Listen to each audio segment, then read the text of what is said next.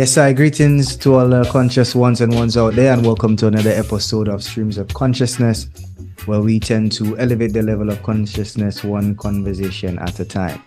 In this episode here, we're going to be reasoning with a Rastafari Elder, as well as just a consciousness advocate, I would say, and one who has, a lot of experience in their life on a whole and maybe a lot of wisdom to share. So we'll allow the eye to, to give his introductions, let people know who you are and, just your take on the whole conscious living. Well, my slave name is Peter Allyne. My Rasta name is Ras-Man. I got that even before I was conscious of Rastafari. Okay. I got it because as a teenager I used to plait my hair very small. I always had long hair. And so it looked like dreadlocks. But it's after some years I got to appreciate what Rastafari was. Yeah. Let me mention early before I forget. That is a youth man. There used to be federal boats, federal maple and federal palm, that used to cross in Dominica every 2 weeks on a Wednesday. One would be going from Jamaica down to Trinidad. The other one would be coming from Trinidad going up to Jamaica. So as students, I ended up going Barbados UE and Trinidad UE. So I traveled on the federal boat a couple times. But my other hydrant, that used to travel on the federal boat. And that's how we used to get ganja. That's how ganja really established in Dominica, because we used to collect the seeds and send it to our partners in the countryside. Okay. But as to consciousness is a thing from almost as a Rastaman, or you can say it's from birth. Okay. Because I always figured that the way we live our life didn't seem natural. It seemed to be something imposed on us. Mm-hmm. And so in Dominica, I grew up here from 5 years old until I was about 15. And then my father moved to Grenada. I was the only one in my family of 7 that lived with my father all that time there. My father and my mother. But in Dominica, like growing up in Roseau, there wasn't bourgeois and ghetto. To me, everybody was more or less one. You didn't have fences between houses, and so you could go through a person's yard and go to the next house and go to the next street in Roseau and them things. But when I went to Grenada, it had a thing called gated community, where you had to be somebody of stature to get inside, because it has a security guard at the gate. And you have to know, well, you're somebody of stature or something. So my father being a lawyer and an attorney general in Grenada at the time, I had access to these kind of places there. Okay. But it was shocking because most of my partners were ghetto man, and so that time I used to drink alcohol. I drinking alcohol for quite a while. Rum punch for me. I was a teenager. It was not a matter of drugs, but I used to see in Grenada the way they used to treat the guys who used to beat drums and smoke marijuana. The police were very brutal. Right. So I always found that strange, because a lot of my partners were policemen in Grenada. Their house, their training thing and everything was close to where my father lived. And I was always by the police. We used to go in the countryside, 1 or 2 of my partners, and hunt and eat, boil food and eat and so. But it's when I came back to Dominica in about 1971, that's when I seem to have gotten on the wrong side of the police, because I was, by that time, a conscious person. And people like Amilcar Cabral of Guinea-Bissau and Cape Verde Island, who was a person I looked up to, because his example was freeing up Africa, freeing up Guinea-Bissau in the countryside. He didn't worry about the capital. So in the countryside now, they would put up schools, hospitals, garbage collection, all the services that communities require. were done by the liberation fighters, and it's only the capital that was controlled by colonial powers. And when he had reached the stage where only the capital that had remained in the colonial tie, they seem to have worked a way for one of his top commanders, assassinated him with the promise that that person would be made leader and all things. But those things never work, because a leader is somebody who is recognized by the people, just like Maurice Bishop was, like Skerrit or one. You cannot kill that person and expect you can take their place. So people like Che Guevara and so was also heroes of my generation, because it showed people who were willing to sacrifice their own life for the betterment of for the greater good. Right. But it's when a guy from Jamaica called Ned Lee came to Dominica on the federal boat and was staying by the Trotters, and so, which was our main place we used to gather in Great Marlborough Street. That he came by the Trotters' home where Desmond Trotter was living, and he saw a lot of posters, with Amilcar Cabral, they say Che Guevara, Fidel Castro, and all them fellas was heroes. Yeah. But he saw a picture of Selassie and it had a big X on it saying like traitor, and so boy, the man ball on that boy, the man fall, the man we can have that boy, die, we got burned.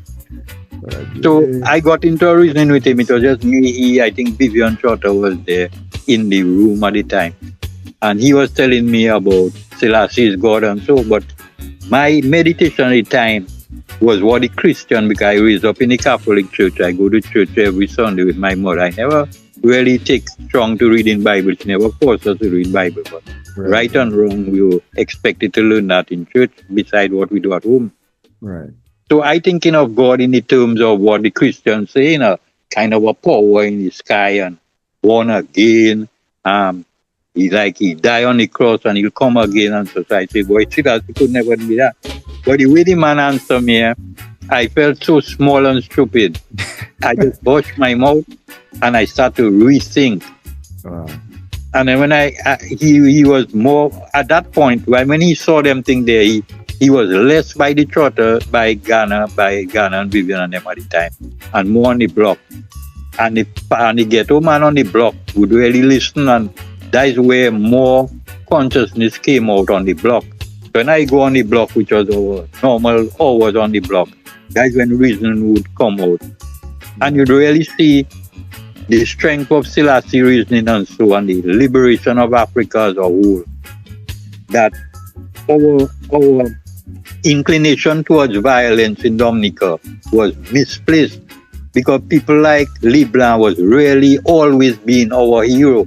Right, he's the one that kept Dominica for Dominicans. Otherwise, our land would have been bought out by foreigners because of the green nature, the mountains and the river especially.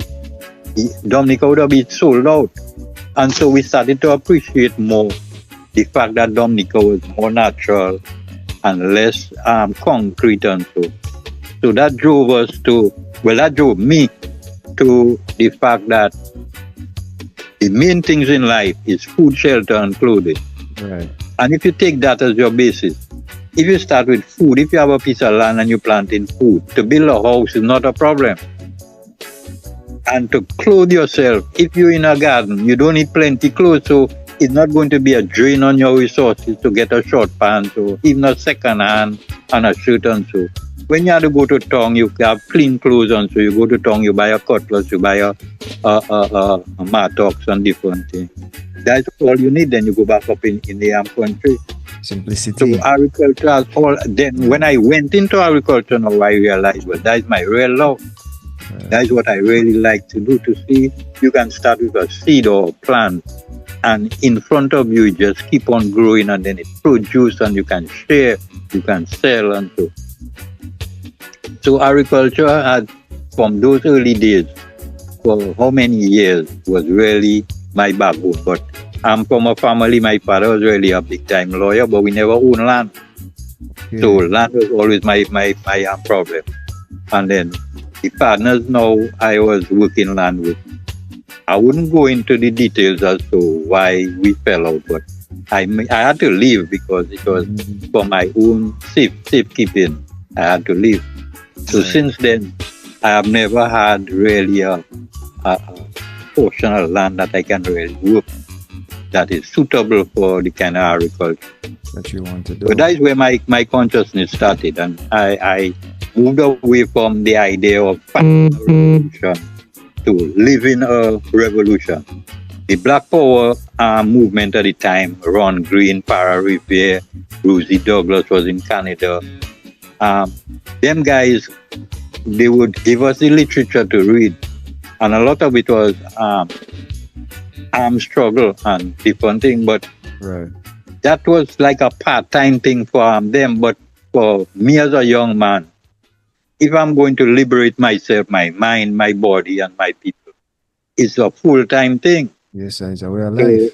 Yeah, man. I mean, I couldn't deal with the Black Power again.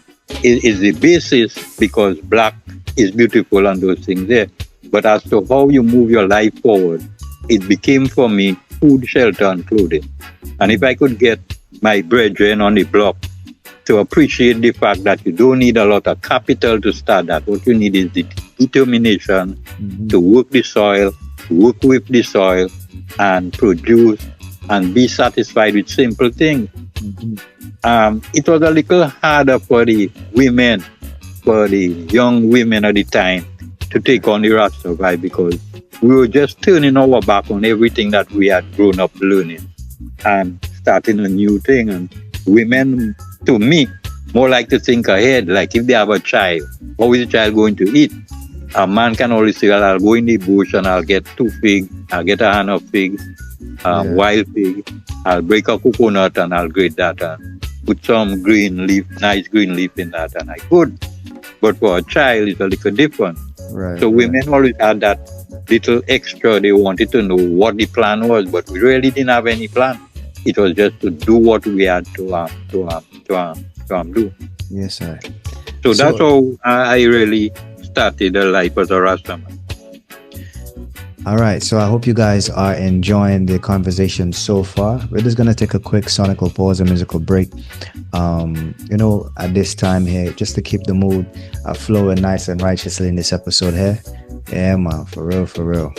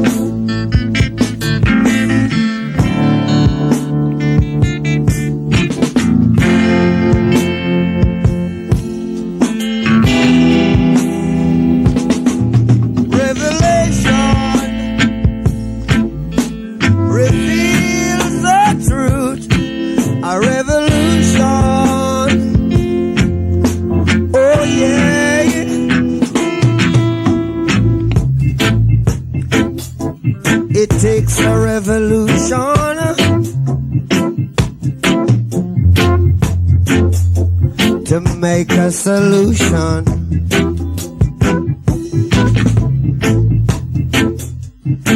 Too much frustration, so much confusion. Hey. I don't wanna live in the park. Ain't trust no shadows after dark. So my friend, I wish that you could see, like a bird in a tree, the prisoners must be free. Yeah. Never make a politician.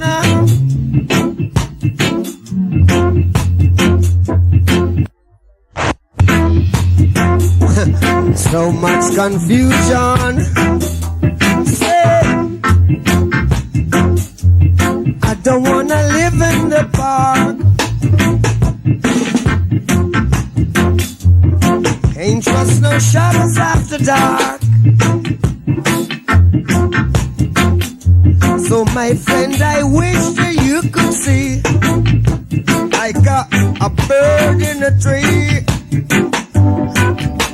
We must be free, yeah. Never make a politician.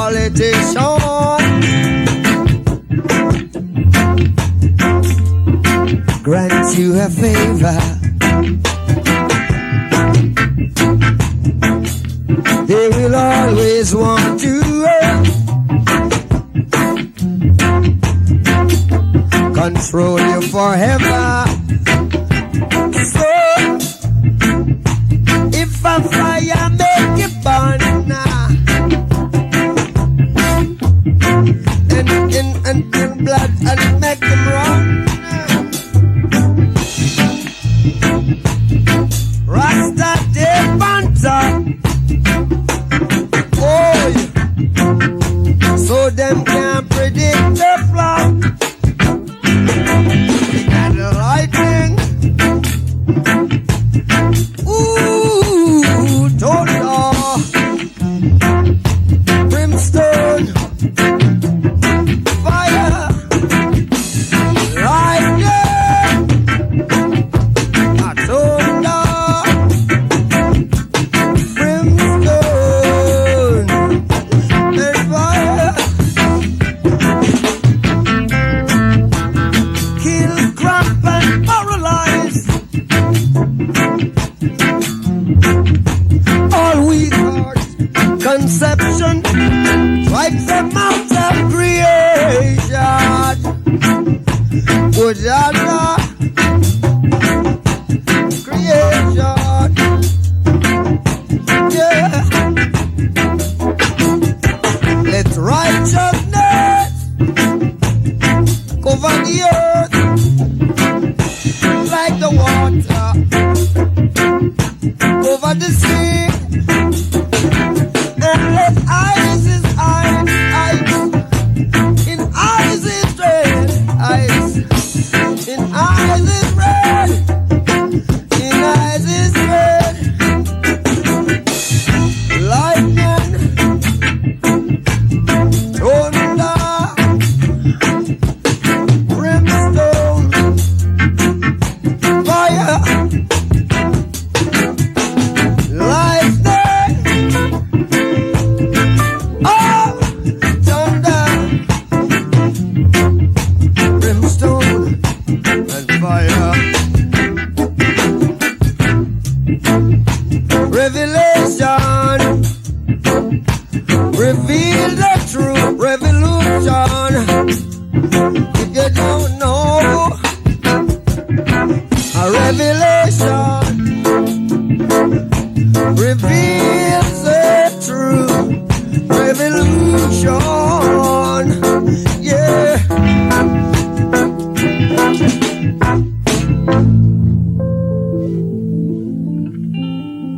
Isa, yeah. Chapter D. Oh yeah. Keep it there flower, you know. Oh Lord, King Ivy, yeah. Them casting room upon the king name. But betcha when the king walk out, everything change. Some little youth about the road that with them things say, you know in a ring game. John no dead, I tell you John no dead, I tell you John no dead, I tell you John no dead. Yeah, the devil love find refuge eyeglass. Cause when them in a trouble, then them run to the Bible as them savior. But John no like ugly. Anytime I step in me, I tell you why worry. Oh, in at the mites of when me in. He then chip a lick up when me burning me sativa. Tafari, I'm a cunning, I listen, I see I'm a leader. Fireman a burn red, that's an unbeliever.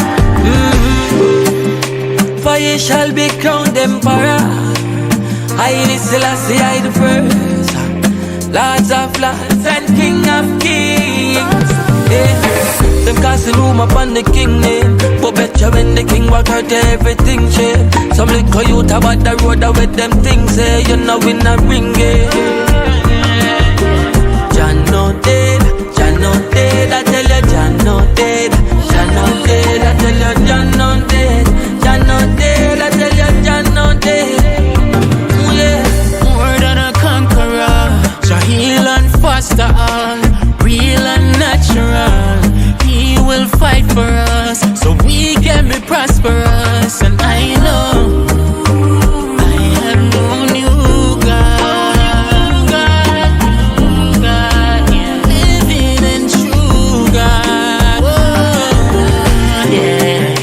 For ye shall be crowned emperor. Haile Selassie I the first, Lords of lords and King of kings. Them casting room upon the king name. But better when the king walk out, everything change. Some little youth about the road with them things say, you know we not ring it. Jah no dead, Jah no dead, I tell you Jah no dead. Jah no dead, I tell you Jah no dead. Jah no dead, I tell you Jah no dead. Yeah. Lie them and tell Judge I never dead now. Unity just say we have to come together. Spend 40 years a wilderness can we murmur. I'm been oppressed but we still not get firmer. Ever living, never faithful, never sure. Eternal life just bless you with so we secure. I love alone and lead the way that is secure. They don't remember who their king is anymore. Them casting room upon the king name. But betcha when the king walk out, everything change. Some little youth about the road with them things say, you know we not ring it. Jah no dead, Jah no dead, I tell you Jah no dead. Jah no dead, I tell you Jah no dead. Jah no dead, I tell you Jah no dead. Yeah. Jah no dead, dead. Jah no sleep, Jah no dead, yeah. Jah no dead, Jah no sleep, yeah. Jah no sleep, Jah no dead.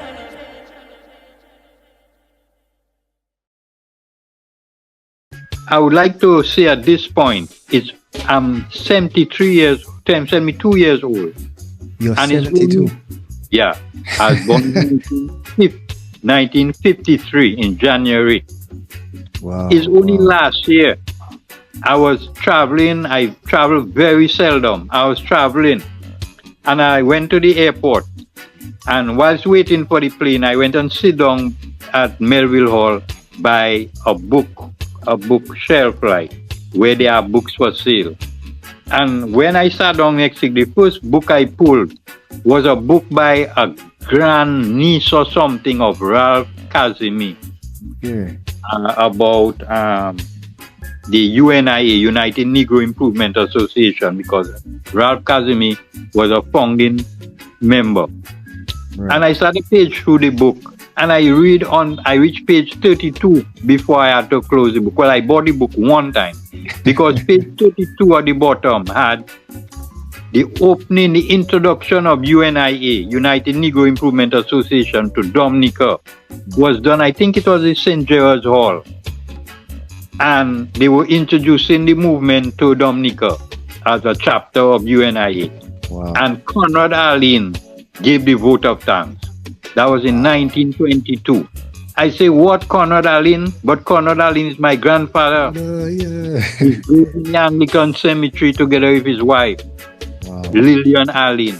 He was from Barbados originally, and he seemed to have been a clerk of a lawyer here. Not Bosolina, Piper, one of them there. One of them lawyers. Okay. So I say, what? But if my grandfather gave the vote of thanks, he had to be very much involved in the movement. So There you are for following the his past footsteps there. 20 years, I believe in, well, I'm the black sheep of the family, but I'm really the black sheep. I follow my grandfather. Wow. And if I had known that, I mean, that is why I'm very conscious, I've been so for a long time, of the breakup of our family history.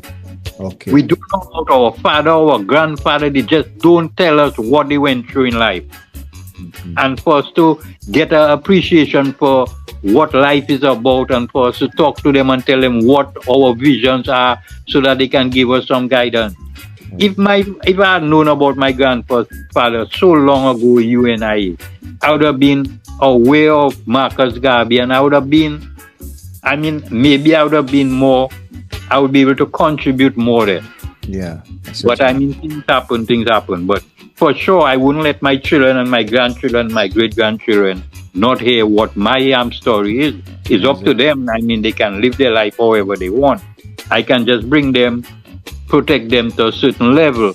And after, as they grow older, they have to be on their own and think for themselves and do whatever is pleasing to them in their consciousness, in their heart, Indeed. I think I was reading a similar book called Black Man Listen by the same niece of the Kazumi. And then it's in that book, when I was reading it, I saw what you told me, that there was a branch for the UNI, and there was a lot of conversations between Dominica, the Black Power movement, the Marcus Garvey movement. Even getting a thing as a library card was a big deal, because reading was for a select few. However, there had a lot of churches being built in the area, but then you have the access to a simple library card, or getting to know proper information. Even black newspapers as well. All these things were a big thing, So I think that is important for real. Like, we know our history, and we know how much of an integral role we as Dominicans had. There's always been conscious revolutionaries in Dominica from the conception of time, So this now leads to my next question. There's a certain part of us that naturally feels, rebellious. Like you say, the way the system set up, not just Dominica, but globally, is unnatural. How important is it to connect to the natural liberty? Like you stated, agriculture is one of your heavy strong points, but how important is it to connect to that natural source on a daily basis? Well, first of all, the book, Black Man Listen, I think that's the same book. When you go back, when you get to it, look on page 32 at the bottom line, and you'll see what I talk about, the Conrad Allyne guy. Okay, for sure. Yeah. Is so important. If you look at what the environment is going through now, it will tell you that if we don't connect with the earth and live life according to the laws of nature and so, we're doomed. Wow. People who have money like Musk and them fellas, they're looking to go Mars, they're looking to go moon and set up a base and so. Right. They can afford to do that. But if they think they go running away from what is here and leaving us here to fry, it won't happen so. I don't think it will happen so. No. But that is why my father has always been an environmentalist. My sister Candy Allyne has also been an environmentalist.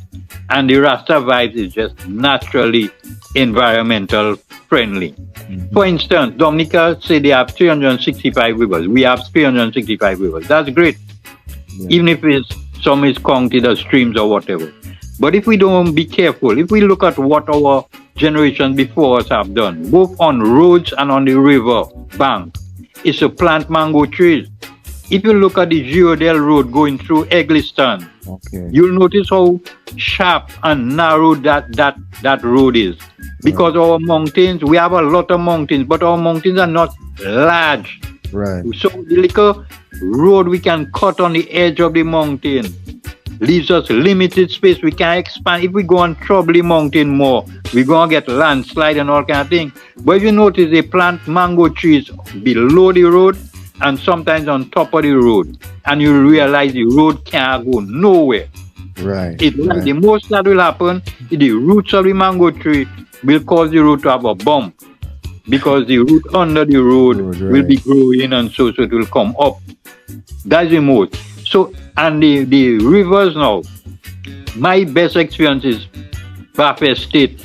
Bath Estate used to have mango long tree all along the river bank. Yeah, all along. So, even if you cut the trees inside to build houses and so, but the river would be shaded a lot by the mango trees. And then you have a harvest from the mangoes. Right. Right. So it works in our favor anyhow. Right. So to me, if you want nation building, I would have the agricultural station propagate mango plants and so, and practically give that away. Yeah, I got Practically give it away. Encourage people to plant their land that have river or stream. yeah. Plant them on the edges so that you maintain the integrity of the land and you won't get so much wash away and so. That is true. That So is the true. environment is very important. And And not in just the fact that Rasta is vegetarian, we're not going to eat maniku and agouti and spirit and all kind of food. So the wildlife have a good time because our food peel and everything is what they like. right. Our extra banana that we can't eat or we can't make shake with it or we cannot, and we can make fertilizer and so that's what the animals like. Right. So Right. So consciousness and culture and environment is hand in hand. indeed, and not just the physical culture environment as well. There is also your spiritual environment. Looking at present society, you notice that yes, there are certain areas that might be physically developed, and certain people who might look physically developed as in they're grown. But when you reason with them, when you're trying to open a conversation with them, you realize a lot of people still not developed in terms of the conscious, or maybe not say conscious, but in terms of their spiritual and their whole mental maturity. How important is it for persons to at least take some time to develop that aspect and be more open-minded to what can benefit not just themselves but others as well? Well, I gonna make a leap forward because it so happened that in 2025 we have a man like Tory from Burkina Faso yep. that giving us a lovely example of what togetherness and unity can do. Consciousness is so important for people, for us to preserve our love and our camaraderie and assisting the less fortunate. Because if you do good in school and you're very bright, the system encourages you to try to make money, get a big job and make money and accumulate money. You build a big house, you send your children to school. But at the end of the day, you're going in the ground just like everybody else. A poor man and a rich man, both of us ending up in the ground. So I don't know how you can enjoy wealth when your neighbor is struggling. If you are gifted with a level of sense in your head that you logic is something natural to you and so, that's supposed to be for the benefit of your community. Although you will be more comfortable than the person who is less educated because your mind can reason out things and you can wiggle your way through the system and so. Whereas a man who, especially people who can't read and write, they're very insecure. They don't trust people. They think everybody trying to corner them, trying to fool them. And unless you deal with people with a humble spirit that you imparting knowledge, not because you are better than somebody, but just because you have a way of reasoning a thing that might make sense to them, that might make their life better. That is the way we should be going. Right. Education is a thing. Well, we see now because of internet, news is instant. I mean, what's going on in Gaza is just a everyday show of genocide. But that has been going on in Africa for hundreds of years. Yeah. But we have never been aware of it. Even now, the what to happen by the Germans, whoever in the Congo and so, still going on today. I mean, when you read them things, well, I try not to read them things much because I don't like to be angry. And this thing is going on so long that, I mean, it's hypocrisy for us to not know that the way the system is set up is to keep some in a state of privilege and keep everybody else poor. Okay, and if they can genetically engineer things that they don't need much hand labor and they can have robots and so, they feel that will give them the answer. They'll have all their luxury, they'll have all their comforts, and they'll enjoy life, and the rest of the people can just die. So we just come from independence season, right? Yeah. And we going into, the Christmas season as well. I say that lightly or loosely, you know, especially for somebody that know the origins of those type of things. But talk to me the real definition of independence, and also, like you stated, you know, a while ago, that, you know, if we don't have that sense of natural moral, you know, altruism, whereby we live our life for others because we just passing through and living so that things can be better for others, then we're going to see a perpetuation of what you just stated. Those who have will continue to have, and those who do not have will not continue to have. So let's talk about the level of independence that you've seen in Dominica. You can choose what definition of independence that most comfortable for you. Yeah. Let me start it this way. I don't do much public speaking because I don't want to be a target. I'm a small-bodied person. I don't have no wealth. I have a family name.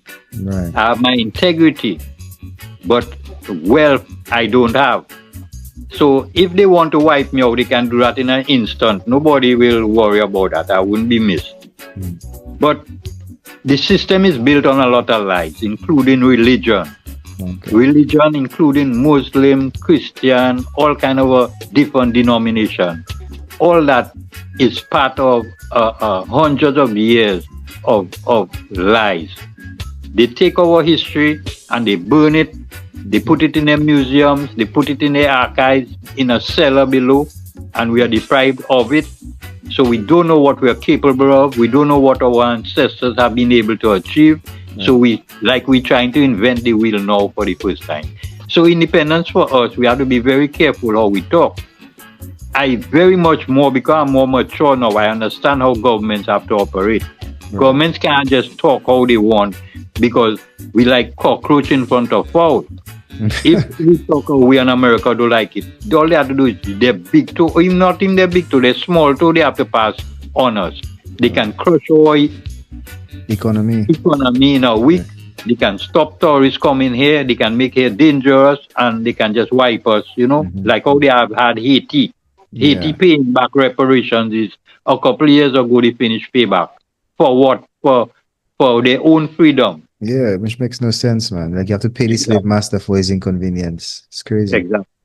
So all things like Christmas and all our holidays are based on religious dogma. And all of it is based on falsehoods, half-truths, and those type of things there.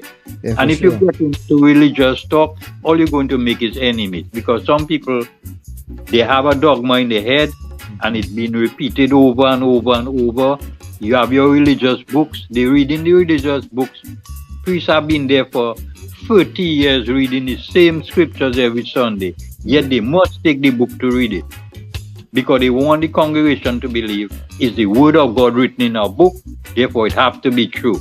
Right. But if they read the same thing from what they have been repeating for 30 years, it should be at the back of your head. Of their own brain. Yeah. People might think, well, they're just saying what they want. I suppose I'm just putting my own interpretation why they have to continue reading that book when they have been repeating the same thing over and over.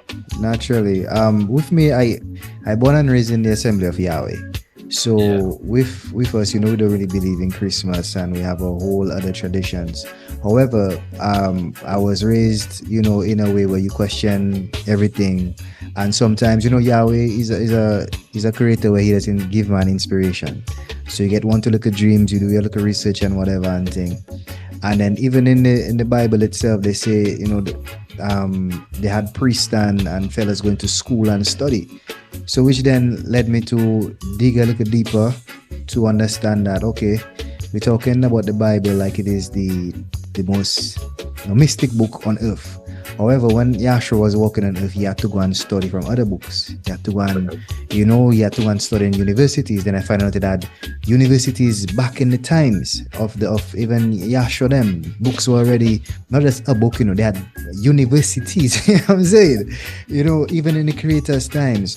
So then I went to the research to see where was the first book, what was the first type of writing, and you go in more and more into, you know, hieroglyphics and Egyptology and, you know, and Kemetian knowledge and the books of Fourth, and then you finding out about, you know, the laws of Ma'at, and then you see now even the Yahweh religion in itself.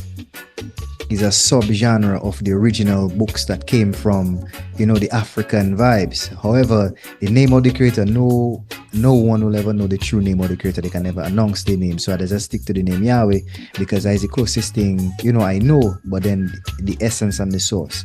So I really just saying that to say, religion in itself, everyone needs something to believe in or someone to believe in. But then the way the system set up, they're using your belief to capitalize on your morality. If you don't follow that book, then you're an immoral person. If you don't do those things, then you're not moving righteously in society. If you do those things, you're one of the chosen ones. And then as Yahweh, is Hebrew, then I have to research again, where did the Hebrew language come from? How, And then you realize that even my own religious, upbringing in itself has a certain level of doctrination, a certain level of, brainwashing in it. So that's why I say that consciousness thing there is something that I more want to push, because Yahshua was rolling, and the only thing he was saying was big up the creator one time, don't forget to to live your life to better others, at the same time to everything I do you can do better, meaning that even with myself, life is a ever growing process, so yeah man, I follow what you say heavy for sure man.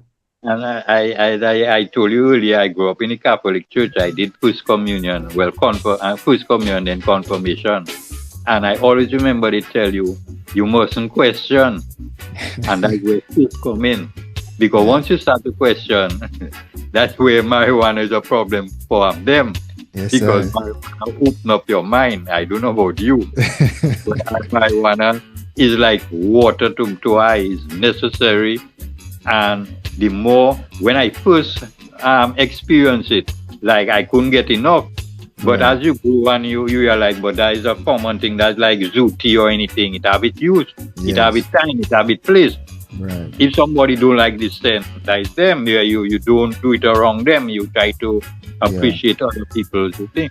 But the fact that they almost link it like the forbidden fruit is the thing that give you, that want you to believe that you know right and wrong, and them it's just to frighten you.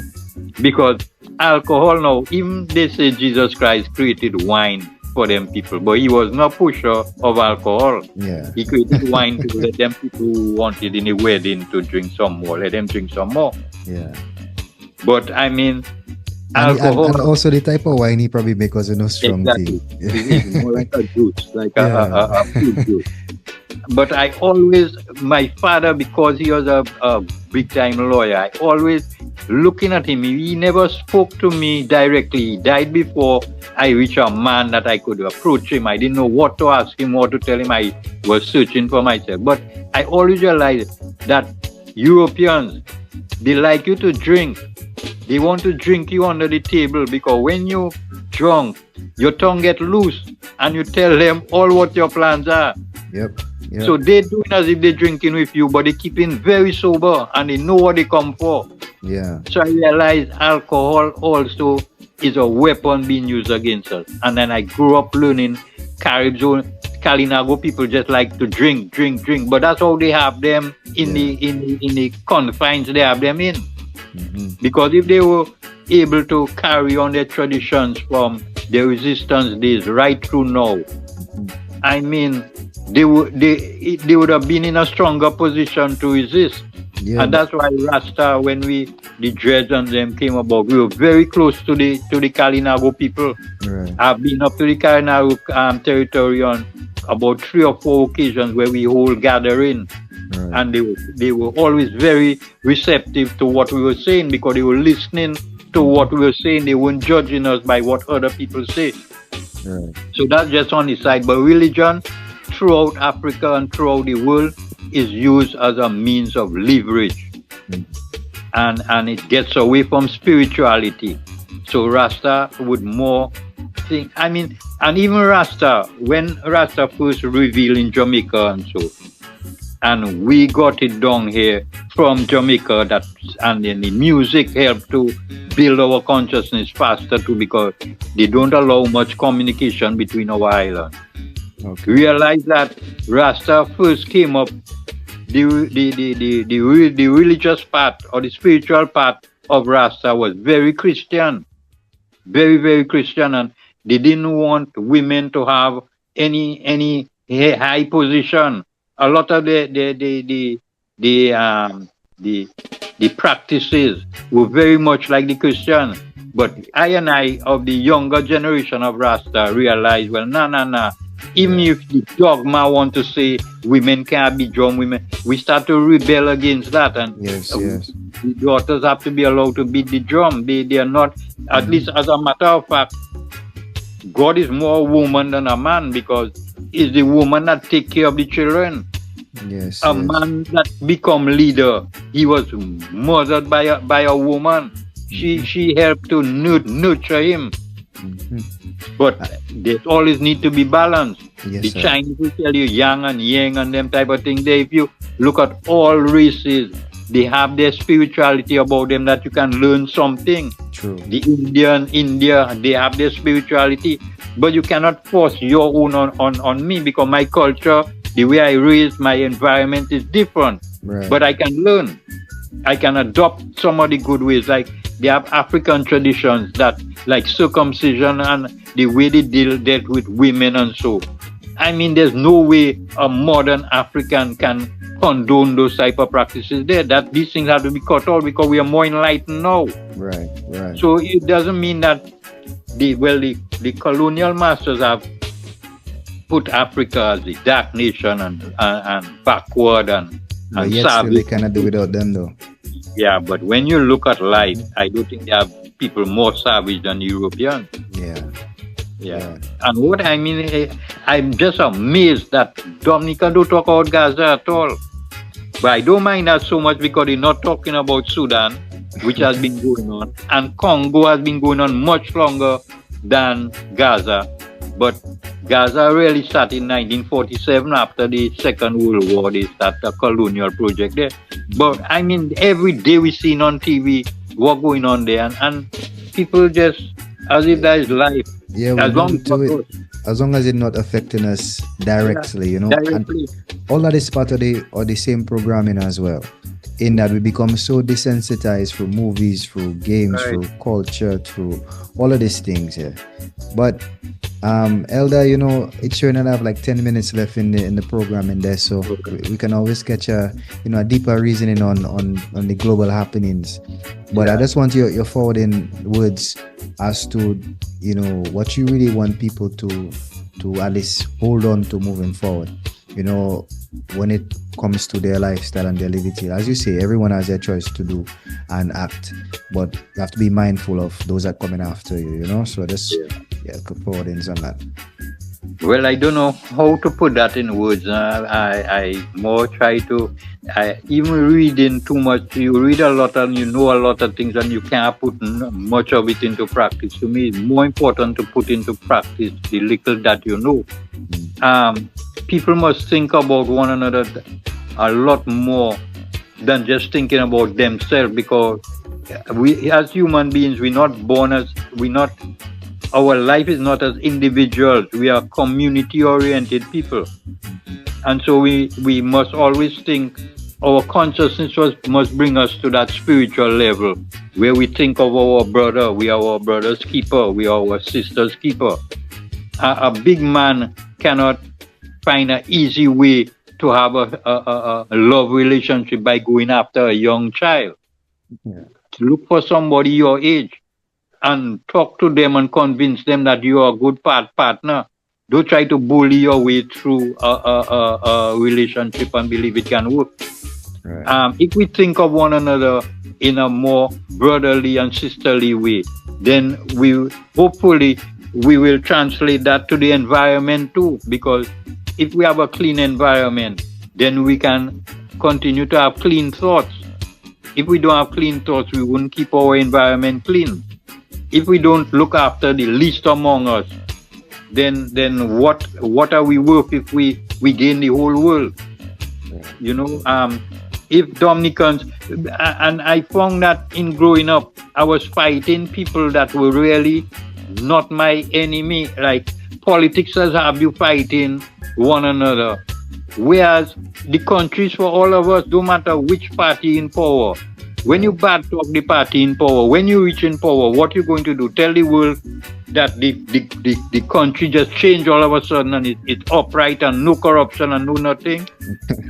The most rich of countries have corruption. What we have to do as individuals is try to cut it out.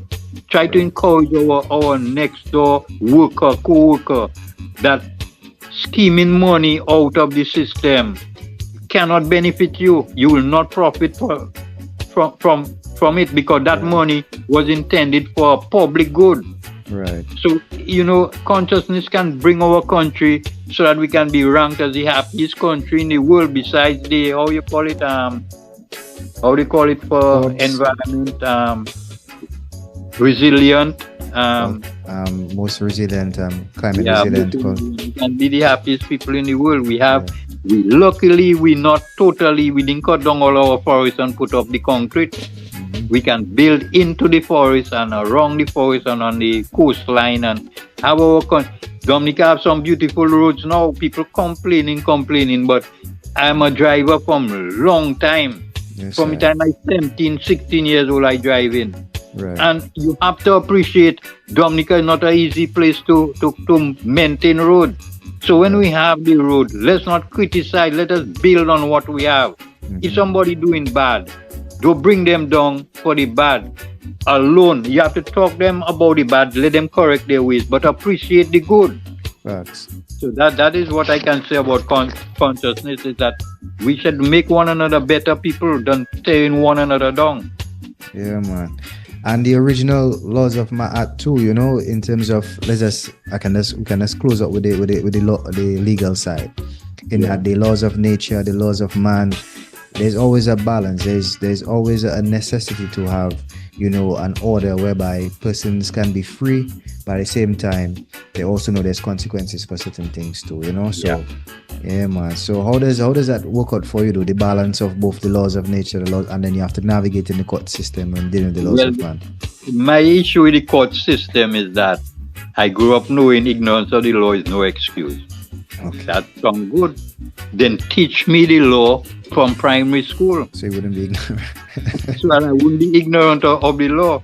Teach me from primary school, secondary school, which are a higher level, secondary school. And later on, you can decide, law is a thing I want to do as a profession now. Right. So you specialize in. But the general law, constitution, criminal law, because we are, as I said earlier, we are community-oriented species. It's about animal species that are community-oriented too. So laws are really there to protect us from ourselves and to protect everybody from one another. So it's there for everybody. But if we don't appreciate what it is, then those who have money will always have a better opportunity of using the law in their favor, even to the disadvantage of the disadvantaged. Yeah. So in terms of law, the most I can do, I've more been into criminal law. I mean, land transfers, everything is part of it. But criminal law, I try to help the youths on them because I myself was misguided when I was young. I was a rebel.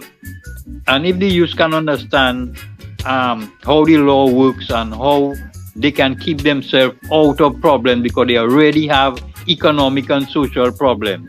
So instead of trying to end up playing bad and kind of way and end up in prison and think you have stripe, you wearing your pants below your backside, that's prison style. Yeah. I don't know how we can be proud of going prison. As far as I know, in ancient time in Africa, prisoners weren't the way they treated now.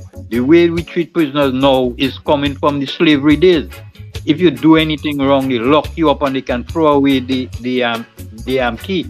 But if you get a determinate sentence, you have 2 years, 3 years, you're going to come back out at some point. So let you come out as a better person. So I try to play my part in assisting people who can't afford, the court system. They don't know how to navigate the system, whether it's for business-wise or whether it's for criminal matters, whether it's for land matters and so. It's very important that we appreciate why we have laws. And although our laws were given to us by our colonial masters, the fact that we just celebrating independence means we have more say now in how we shaping our laws, how we utilizing our laws. Right. And let us make it now for the benefit of the whole population and not just for a select few that they can protect their bad ways. Indeed. That's what I was saying about that. Indeed, and I agree 1000%, man. Since I was a little child, I was wondering, they say, not little child, but high school, you know.